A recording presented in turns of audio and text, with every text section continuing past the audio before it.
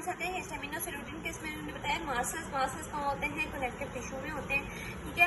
फिर उन्हें बताया हुआ है कि फ्लेक्सोटॉक्सिन्स के बारे में बड़ी C5A और ये होते हैं। फिर बताया हुआ है कि जो परमिएबिलिटी जो हिस्टामिन है ना वो आर्ट्रियोल की वैसोडायलेशन करवाता है और वेन्यूल की परमिएबिलिटी इनको इंक्रीज कर रहा होता है, तो वेन्यूल्स की पोस्ट कैपिलरी वेन्यूल्स की परमिएबिलिटी को इंक्रीज कर रहा होता है। अब हम लोगों ने देखा था कि जो ये है ना, ये क्या कहते हैं हिस्टामिन, ये ब्रोंको कंस्ट्रिक्शन करवा रहा होता है। आर्ट्रियोल्स की तो वैसोडायलेशन करवा रहा होता है, लेकिन ये ब्रोंको कंस्ट्रिक्शन करवा रहा होता है। लेकिन दूसरे on the other hand leukotrienes जो है वो ज़्यादा पोटेंट हैं ब्रोंको कंस्ट्रिक्शन करवाने के लिए। फॉर एग्जांपल इन अस्थमा, तो उसमें ल्यूकोट्राइन ज़्यादा इंपॉर्टेंट है, लेकिन हिस्टामिन भी ब्रोंको कंस्ट्रिक्शन करवा रहा होता है और साथ ये जो है ना आर्ट्रियोल्स की डायलेशन करवा रहा होता है। अब एरिकिडोनिक एसिड मेटाबोलाइट्स की बात करें, एरिकिडोनिक एसिड की बात करते हैं तो ये क्या होता है, ये 20 arachidonic acid 20 carbon poly unsaturated fatty acid होता है। पॉली अनसैचुरेटेड फैटी एसिड होता है, ये कहाँ से ड्राइव होता है, इधर डाइट से ड्राइव हुआ होता है। दूसरा लिनोलीक एसिड से ड्राइव हो रहा है, अमाइनो एसिड से हो रहा होता है। और एरिकिडोनिक एसिड जो है ना वो मेम्ब्रेन की फॉस्फोलिपिड से प्रोड्यूस होता है in the phospholipids of a brain. अब क्या हुआ कि अब न्यूली सिंथेसाइज्ड मीडिएटर्स, अब इसका स्टिमुलाई क्या है कि कोई फिजिकल मैकेनिकल केमिकल चेंज आता है, मीडिएटर आता है। अब मीडिएटर में कौन सा है, C5A आएगा, ठीक है। तो वो जो है वो एरिकिडोनिक एसिड की जो है वो सिंथेसिस करवाएगा मीडिएटर C5A। याद रखना है एरिकिडोनिक एसिड के लिए C5A इंपॉर्टेंट है।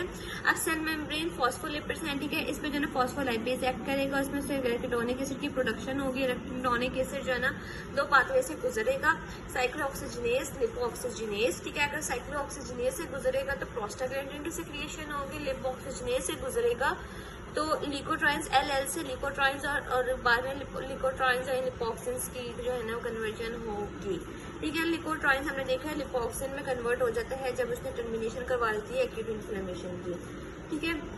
आज हम लोग देखते हैं इकोसोनाइड्स। इकोसोनाइड्स कैसे बनते हैं, इकोसोनाइड्स जो ना दो प्रोसेस से बन रहे होते हैं, साइक्लोऑक्सीजिनेज, इसमें दो पाथवेज इसमें इन्वॉल्व होते हैं, साइक्लोऑक्सीजिनेज और लिपोऑक्सीजिनेज, इन दोनों के सिंथेसिस से जो है वो इकोसोनाइड्स बन रहे होते हैं। अब हम लोग इसके बारे में पढ़ते हैं एरिकिडोनिक एसिड मेटाबोलाइट्स के बारे में। The lipid mediators prostaglandin, cyclooxygenase, leukotrienes, lipoxygenase से जो बन रहे होते हैं ये एरिकिडोनिक एसिड से बन रहे होते हैं जो कि मेम्ब्रेन फॉस्फोलिपिड्स में प्रेजेंट होते हैं, ठीक है। ये वेस्कुलर और सेलुलर रिएक्शन कार्बन में एक्यूट इन्फ्लेमेशन में करवा रहे होते हैं, ठीक है। हमने देखा है मीडिएटर C5A क्या करता है कि मेम्ब्रेन से जो है एरिकिडोनिक एसिड का रिलीज करवाता है, ठीक है। ये सबसे पहले C5A या कोई भी मैकेनिकल स्टिमुलाई है ना, ये फॉस्फोलाइपेज को एक्ट करेगा, C5A फॉस्फोलाइपेज को एक्ट करेगा तो एरिकिडोनिक एसिड या अदर मीडिएटर का रिलीज होगा, ठीक है, फॉस्फोलाइपेज से होगा। तो सबसे पहले इन मीडिएटर्स का क्या है, ठीक है, मीडिएटर सबसे पहले जो है एरिकिडोनिक एसिड कन्वर्ट होता है इकोसोनाइड्स में। इकोसोनाइड्स 20 कार्बन फैटी एसिड से इन्वॉल्व है और ये जो है ना दो क्लासेस से सिंथेसाइज हो रहा था, हमने देखा साइक्लोऑक्सीजिनेज और लिपोऑक्सीजिनेज से। अब सबसे पहले हम लोग बात करते हैं प्रोस्टाग्लैंडिन्स के बारे में। प्रोस्टाग्लैंडिन्स, ओके, ठीक है। प्रोस्टाग्लैंडिन से सबसे पहले आ जाते हैं हम लोग लिकोट्राइंस और लिपोक्सिन की तरफ, जो लिपोऑक्सीजिनेज पाथवे से बन रहे होते हैं। क्या होते हैं, एरिकिडोनिक एसिड है ना, ठीक है। एरिकिडोनिक एसिड में दो साइकिल्स होते हैं, यहाँ पे साइक्लोऑक्सीजिनेज या लिपोऑक्सीजिनेज पाथवे, ठीक है। अब एरिकिडोनिक एसिड में क्या है, लेकिन लिपोऑक्सीजिनेज एक्ट किया है, 5 लिपोऑक्सीजिनेज एक्ट किया और इसमें क्या बना है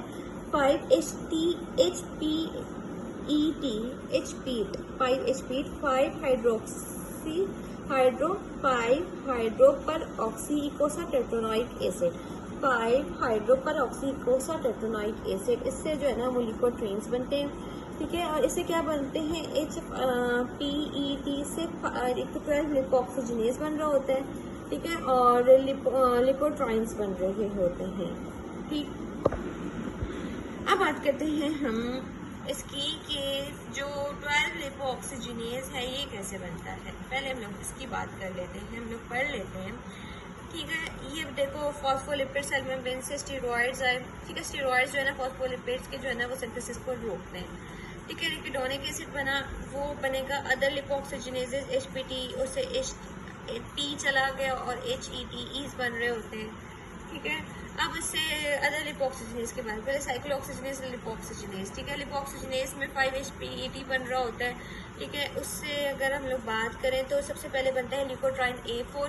ल्यूकोट्राइन A4 जो है वो बाकी बनाता है CDE, ठीक है। CED बना रहा होता है और A जो है ना आई थिंक सो B भी बना रहा होता है, ठीक। B बना रहा होता है, A जो है वो B भी बना रहा होता है और ल्यूकोट्राइन B। सबसे पहले HPET जो हाइड्रो पर ऑक्सीकोसाटेट्रानोइक एसिड है ना वो 5 हाइड्रो इकोसाटेट्रानोइक एसिड में कन्वर्ट होता है, कीमोटैक्सिस भी करवा रहा होता है और ल्यूकोट्राइन BE4 का भी लिखा हुआ है। ठीक है, इस टेबल को पहले हम लोग करते हैं। सबसे पहले हम लोग बात करते हैं ल्यूकोट्राइन्स की तरफ जाते हैं, तो ये क्या होते हैं। Leukotrienes are produce in the leukocytes, ठीक है। सबसे पहले ल्यूकोसाइट्स में ल्यूकोट्राइन्स की बात करें कि ल्यूकोसाइट्स में प्रोड्यूस होते हैं और मास्ट सेल से। एल से हमने देखा था ल्यूकोट्राइन्स ल्यूकोसाइट की एक्टिवेशन एडहियन करवा रहे होते हैं, एल से सारा काम। ल्यूकोसाइट से प्रोड्यूस होते हैं मास्ट सेल्स में। सबसे पहले लिपोक्सिजनेस का एक्टिवेट होता है और वेस्कुलर स्मूथ रिएक्शंस में और ल्यूकोसाइट के न्यूक्लियोटाइड में इन्वॉल्व होते हैं।